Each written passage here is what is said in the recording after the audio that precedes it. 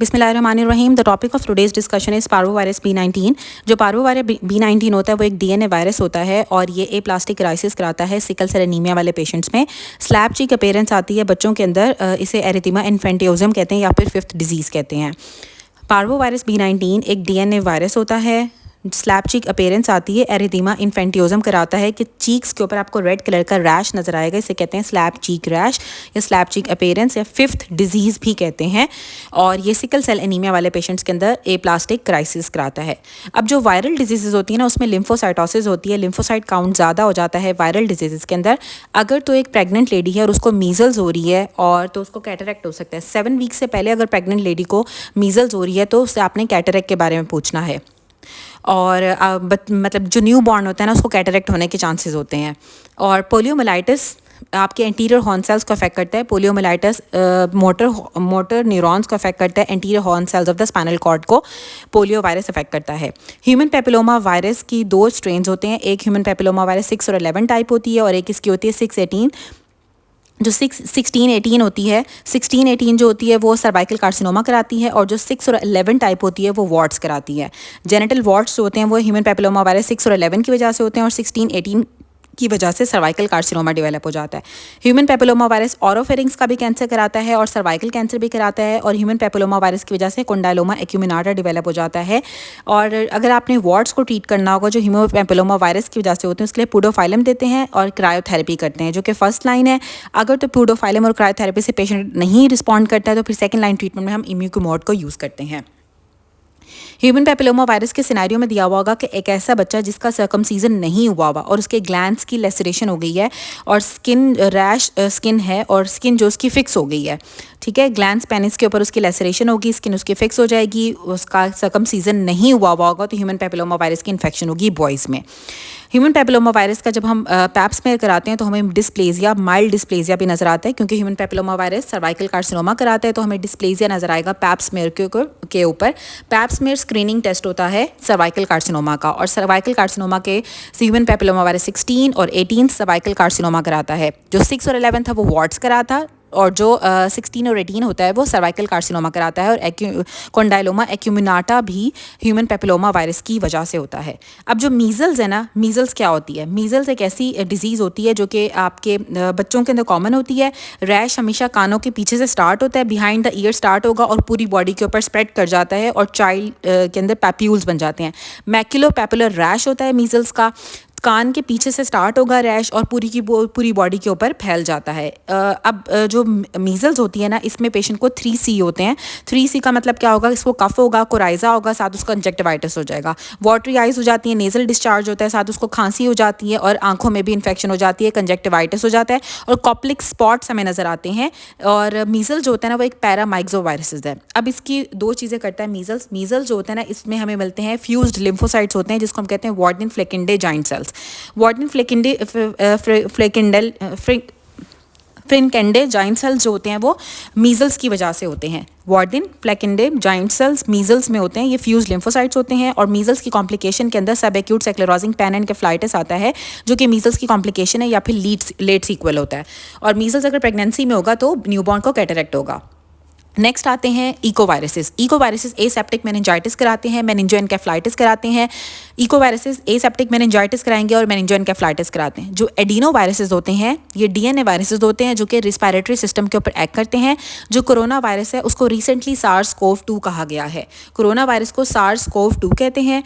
और adeno viruses DNA viruses होते हैं और एडिनो वायरसेस जो होते हैं वो रिस्पायरेटरी सिस्टम को अफेक्ट करते हैं। इको वायरस एसेप्टिक मेनिंजाइटिस कराता है, मेनिंजोएन्केफलाइटिस कराता है। राइनो वायरसेस कॉमन कोल्ड कराते हैं। राइनो वायरसेस की वजह से, क्योंकि कॉमन कोल्ड करा रहे हैं तो ये लिम्फोसाइट काउंट ज़्यादा हो जाते हैं और इयोसिनोफिलिया होता है। क्योंकि कॉमन कोल्ड होता है, एलर्जिक होती है तो इयोसिनोफिलिया हो जाता है और लिम्फोसाइट काउंट ज़्यादा हो जाता है वायरल डिजीज़ में। कॉक्सेकी वायरस में लिम्फोसिटिक इन्फिल्ट्रेशन होती है कार्डिक टिश्यूज़ की। कॉक्सेकी वायरस एसेप्टिक मेनिंजाइटिस भी कराती है है, हर्पेंजिया भी कराता है, मायोकार्डाइटिस के अंदर इन्वॉल्व होता है बेसिकली कॉक्सेकी वायरस। और हार्ट के अंदर लिम्फोसाइट्स की इन्फिल्ट्रेशन हमें जब मिलती है तो मायोकार्डाइटिस बेसिकली कॉक्सेकी वायरस की वजह से होता है। हैंड फुट माउथ डिजीज़ भी इसे कहते हैं कि हाथों को इन्फेक्ट करेगा, पाँव को इन्फेक्ट करेगा और माउथ को इन्फेक्ट करता है। कॉक्सेकी वायरस पेरिकार्डाइटिस भी कराता है। जब पेशेंट को पेरिकार्डाइटिस होगा तो वो चेस्ट पेन के साथ प्रेजेंट करेगा, या मायोकार्डाइटिस होगा तो भी चेस्ट पेन, फीवर और लिम्फोसाइट्स हमें नजर आते हैं पेरिकार्डियल फ्लूइड के अंदर। Human T cell leukaemia virus एक आरएनए वायरस होता है और ये टी सेल ल्यूकीमिया होता है और ये वायरस कार्सिनोजन होता है। Human T cell leukaemia virus एक वायरस कार्सिनोजन है, वायरस होता है जो कि कैंसर करता है और टी सेल ल्यूकीमिया करता है और ये एक आरएनए वायरस है। कोंडाइलोमा एक्यूमिनाटा जो होता है वाटर लीजन्स आपके वल्वा के ऊपर बन जाते हैं ह्यूमन पेपिलोमा वायरस की वजह से, और उसमें 6 और 11 जो उसकी टाइप होती है इन्वॉल्व होती है। अब HIV जो होता है ना वो टूरिस्ट के अंदर इन्वॉल्व होता, मतलब या तो हमने पहले पढ़ा था कि एड्स भी ऐसे पेशेंट के अंदर हो रहा था जो थाईलैंड से आया था, उसमें उसकी जनरलाइज्ड लिम्फेडिनोपैथी भी हो जाती है, स्प्लीनोमेगैली भी हो जाती है, फीवर होगा, उसको मैकुलर रैश हो जाएगा, एटिपिकल लिम्फोसाइटोसिस मिलेगी और वो किसी न किसी और कंट्री से वापस आया होगा।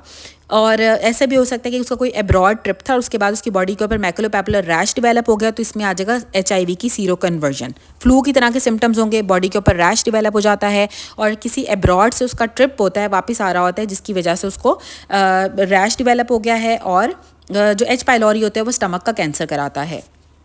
अब जो human T cell leukaemia virus था वो एक आरएनए वायरस था, वायरस कार्सिनोजन होता है, टी सेल ल्यूकीमिया कराता है। और जो मीजल्स था वो पैरामाइक्सो वायरसेस होते हैं, इसमें कफ कोराइजा कंजक्टिवाइटिस, कॉप्लेक्स स्पॉट्स होते हैं, वार्डिन फ्लेकेंडे जाइंट सेल्स मिलते हैं, सब एक्यूट सेक्लेरोजिंग पैनएनकेफ्लाइटिस डेवलप हो जाता है। मीजल्स का रैश हमेशा कान के पीछे से स्टार्ट होगा, पूरी बॉडी के ऊपर फैल जाएगा। मीजल्स अगर प्रेग्नेंट फीमेल के अंदर होगा तो आपने कैटरेक्ट के बारे में परेशान होना है, न्यूबॉर्न को कैटरेक्ट हो सकता है। जो पोलियोमाइलाइटिस होता है वो एंटीरियर हॉर्न सेल्स को अफेक्ट करता है। जो एडिनो वायरसेस होते हैं वो DNA वायरसेस होते हैं जो रिस्पायरेटरी ट्रैक को इन्फेक्ट करते हैं। वायरल डिजीजेस के अंदर लिम्फोसाइट काउंट ज़्यादा हो जाता है। इको वायरसेस एसेप्टिक मेनिंजाइटिस, मेनिंजोएन्केफ्लाइटिस कराते हैं। कॉक्सेकी वायरस मायोकार्डाइटिस, पेरिकार्डाइटिस कराता है, एसेप्टिक मेनिंजाइटिस कराता है।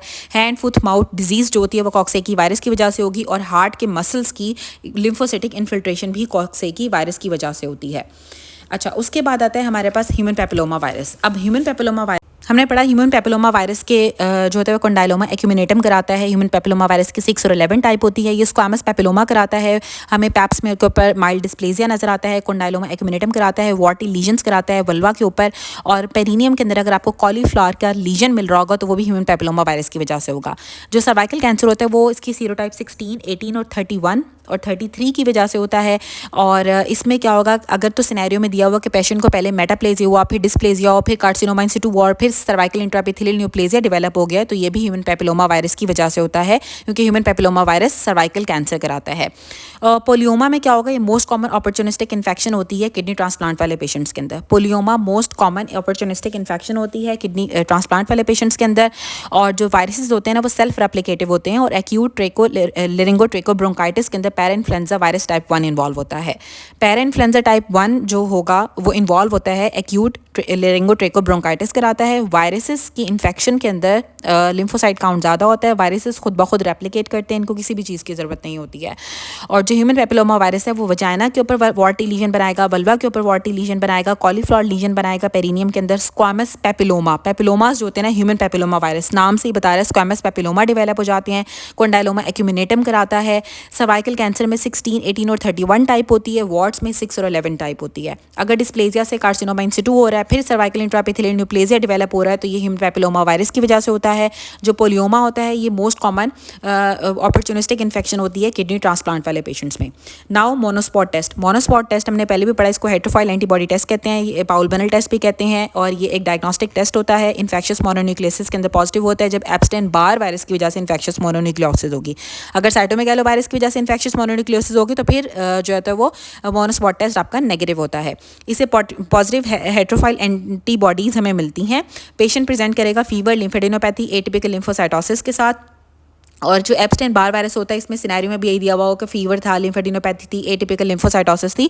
इन्फेक्शियस मोनोन्यूक्लियोसिस का पॉजिटिव मोनोस्पॉट टेस्ट आता है जब एप्स्टेन बार वायरस की वजह से इन्फेक्शन होती है, या एप्स्टेन बार वायरस की वजह से अगर इन्फेक्शियस मोनोन्यूक्लियोसिस होगी। एटिपिकल लिम्फोसाइटोसिस में बी सेल्स आपके अफेक्टेड होते हैं और जो एटिपिकल सेल्स होते हैं वो आपके टी सेल्स होते हैं। जो एटिपिकल सेल्स बनेंगे वो टी सेल्स होंगे और जो बी सेल्स को होता है वो इन्फेक्ट करता है। अफेक्टेड जो होते हैं वो बी सेल्स होते हैं और जो एटिपिकल सेल्स बनते हैं वो टी सेल्स होते हैं। DNA वायरस होता है, एटिपिकल सेल्स जो है वो प्रोलिफरेट करते हैं टी सेल्स के रिस्पॉन्स में, या टी सेल्स ही बेसिकली हमारे एटिपिकल सेल्स होते हैं। और एप्स्टेन बार वायरस भी एक डीएनए वायरस है। एप्स्टेन बार वायरस एक डीएनए वायरस है जो कि इन्फेक्शियस मोनोन्यूक्लियोसिस कराता है। इसमें पाउल बेनल टेस्ट, हेट्रोफाइल एंटीबॉडी टेस्ट या मोनोस्पॉट टेस्ट पॉजिटिव आता है। फीवर, लिम्फेडिनोपैथी, एटिपिकल लिम्फोसाइटोसिस के सिनेरियो में दिया हुआ होगा। साथ पेशेंट को शॉर्ट थ्रोट भी हो सकता है, रैश भी हो सकता है, सर्वाइकल लिम्फेडिनोपैथी भी हो सकती है।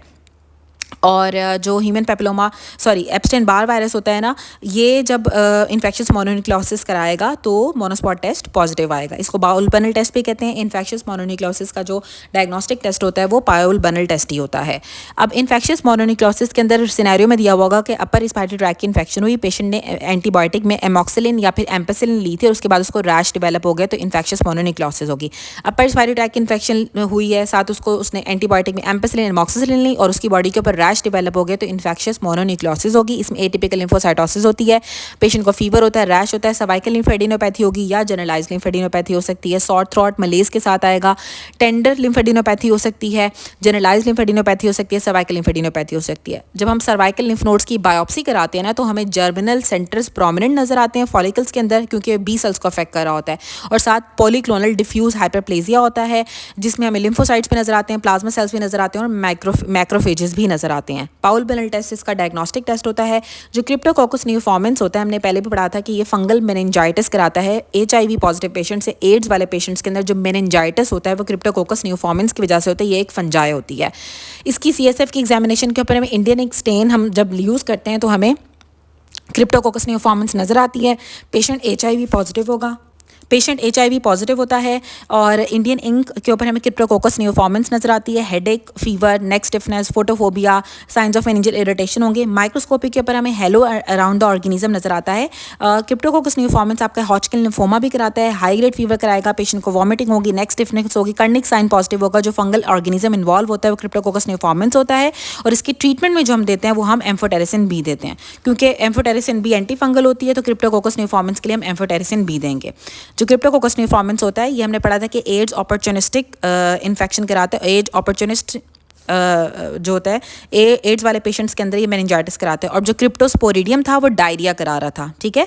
क्रिप्टोस्पोरिडियम डायरिया कराता है और जो क्रिप्टोकोकस न्यूफॉर्मेंस होता है वो मेनिंजाइटिस कराता है। और इसमें हेलो अराउंड ऑर्गेनिज्म में नज़र आता है और साइंस ऑफ मेनिंजियल इरिटेशन भी हमें मिलेंगे। और फंगल ऑर्गेनिज्म होता है, कर्निक साइन पेशेंट का पॉजिटिव होगा क्योंकि मेनिंजाइटिस हो रहा है, वॉमिटिंग होगी, नेक स्टिफनेस होगी और HIV पॉजिटिव और वो होगा, HIV पॉजिटिव पेशेंट होगा। इंडियन इंक स्टेन हम यूज़ करते हैं क्रिप्टोकोकस न्यूफॉर्मेंस के लिए, जो कि क्रिप्टोकोकस फंजाई को शो करता है।